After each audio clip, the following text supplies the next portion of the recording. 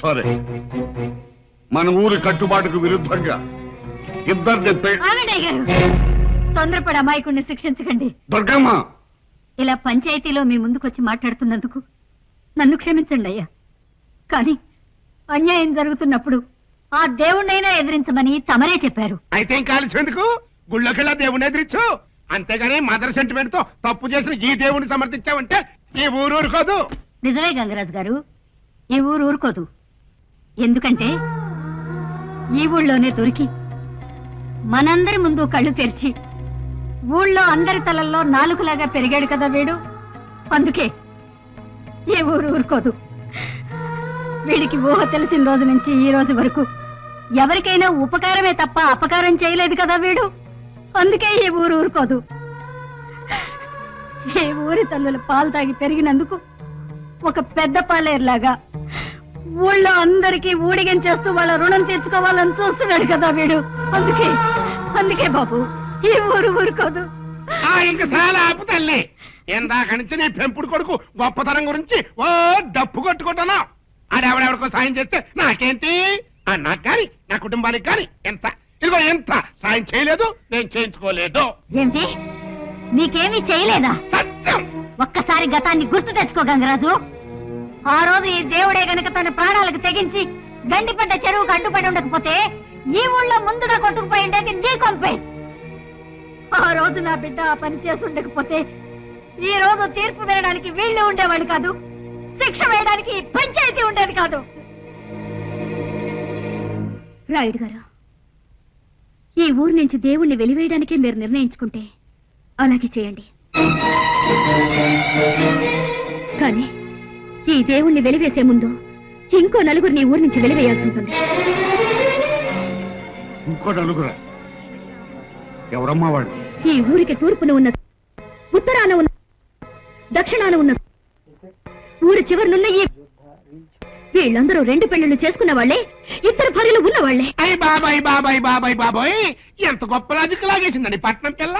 చూడమ్మా, వాళ్ళంతా దేవుళ్ళు, అవతార పురుషులు. దేవుడు అని పేరు పెట్టుకున్నంత మాత్రంతో ఈడు దేవుడైపోడు. అయ్యా నువ్వా గంగరాజు?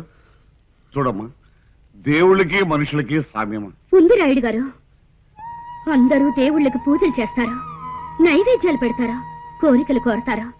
కనిపించని ఆ దేవుడు ఏనాడైనా వీళ్ళ కోరికలు తీర్చాడో లేదో నాకు తెలియదు గాని ఈ దేవుడు మాత్రం దేవుడు అని పిలవగానే వాళ్ళు తన వాళ్ళు కాకపోయినా, తనకి ఏ సంబంధం లేకపోయినా, తనకేంటి అన్న ఆలోచన లేకుండా అందరికీ సహాయం చేసే పెద్ద మనసున్నవాడు. అలాంటి మనసున్న మనిషి కంటే నా దృష్టిలో ఏ దేవుడు గొప్ప కాదు. అటువంటి ఈ దేవుణ్ణి ఊరి నుంచి వెలివేయడం న్యాయమా? మీరే చెప్పండి. వాగక్క. రాయుడు గారు, ఆ రోజు గంగరాజు గారి తమ్ముడికి శిక్ష వేసినప్పుడు పంచాయతీకి ఎవరు కంప్లైంట్ చేశారు? ఈ గంగరాజు మరణలు. ఇప్పుడు దేవుడి మీద కంప్లైంట్ చేసింది ఎవరు? దేవుడు కట్టుకున్నది మమ్మల్ని, కంప్లైంట్ చేసింది మేము. మధ్యలో నువ్వెవరు? మాకు చుట్టమా, బంధువా? హలో మేడం, ఒక బాధ్యత గల పౌరుడిగా, as a citizen of this village గా మా డాడీకి వెయిట్ రైట్ ఎప్పుడు ఉంటాయి. ఇది విలేజ్ సమస్య. ఇది మా పర్సనల్ విషయం. ఒక భార్య ఉండగా ఆమె అంగీకారంతో ఇంకో పెళ్లి చేసుకోవచ్చని చట్టంలోనే ఉంది. అతన్ని పెళ్లి చేసుకున్న మా ఇద్దరికి లేని అభ్యంతరం నీకెందుకు? ఇదిగో మళ్ళీ మీరు కూడా పెళ్ళంటారు. అసలు మీకు నాకు ఏ సంబంధం లేదంటే నేను పోతున్నాను. దేవుడు, ఈ ఊరికి నాకు ఏ సంబంధం లేదు. నేను అసలు వాళ్ళని పెళ్లి చేసుకోలేదు.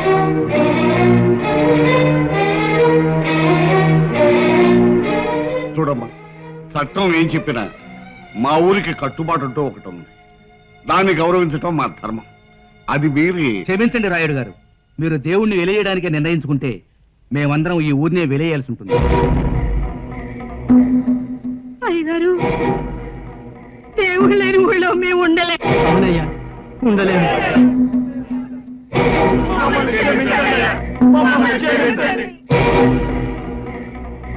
6 జిల్లాలకి అందగాన్ని, అన్ని సక్రమంగా ఉన్నవాన్ని, నాకు ఒక్కతి లేదు.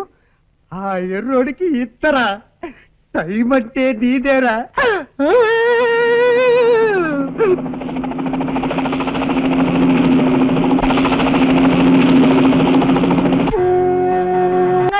ఎందుకు ఏడుస్తున్నావు? ఏమైనా పీడకలు వచ్చిందా? దేవుడు కల్లోకి వచ్చాడు. పిచ్చి మొహ, దేవుడు కల్లోకి వస్తే ఆనందించాలి గాని ఏడుస్తావెందుకు? ఎవరికే సకాలంలోకి వచ్చిన పైన నా దేవుడు కాదు, మరి? కింద మనూరులో దేవుడు. ఏరా దేవుడు కనిపించాడా? లేదు కనబడలేదు. ఎత్తకండి రాజు, ఎత్తకండి. ఎరా మీకేమన్నా కనబడ్డా? దేవుడు దేవుడు దేవుడు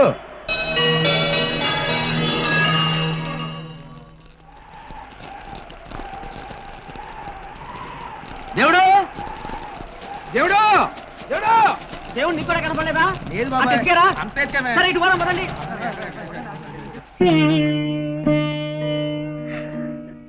దుర్గమ్మ, ఏమిటమ్మా ఇది? వాడు ఎక్కడికి పోతాడు? అయినా వాడి కోపం ఎంతసేపు? చూస్తూ ఉండు, తెల్లారేసరికి తాతయ్య అమ్మంటూ రాకపోతేనన్నాడు. వాడు అసలే ముండాడు బాబు గారు, వస్తాడంటారా? తప్పకుండా వస్తాడమ్మా. వాడిని చూడకుండా మనం ఎలా ఉండలేము, మనల్ని చూడకుండా వాడు అలాగే ఉండలేము. 5 సంవత్సరాలు పెంచాం, ఆ మాత్రం అర్థం చేసుకోలేడా?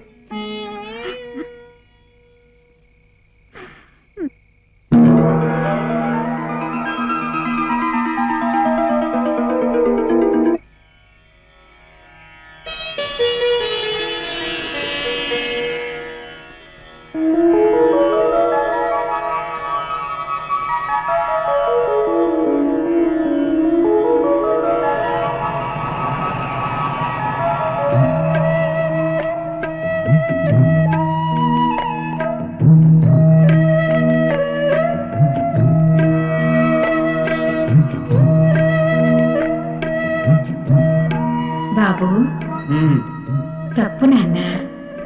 నిన్ను పెంచిన ఊరి మీద అలా అలగొచ్చా? వాళ్ళేం చెప్పినా నీ శ్రేయస్సు కోరే చెబుతారు, వాళ్ళని తప్పు పట్టకూడదు. నీకు జరిగింది పెళ్ళే, నువ్వు కట్టింది తాళే. పెళ్ళనేది మనిషి జీవితంలో ఓ పవిత్రమైన ఘట్టం. దానితోనే మనిషి బ్రతుక్కి పరిపూర్ణత వస్తుంది, సృష్టి కొనసాగుతుంది. అమ్మ మీద కోపం పెళ్లి మీద చూపించొచ్చా? అయినా అమ్మ ఎక్కడికెళ్ళిందని నేనేగా మీ అమ్మని. అమ్మా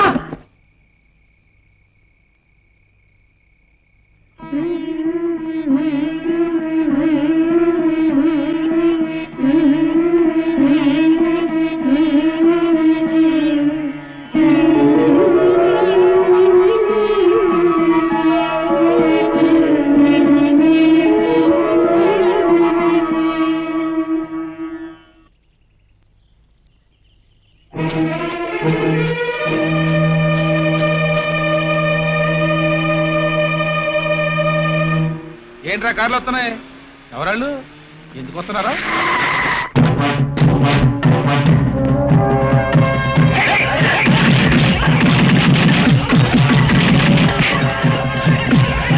ఎవరది? ఆగండి. ఆ ముసలాన్ని కొట్టాలి, లాక్కెళ్ళి వ్యాన్ లో పడే.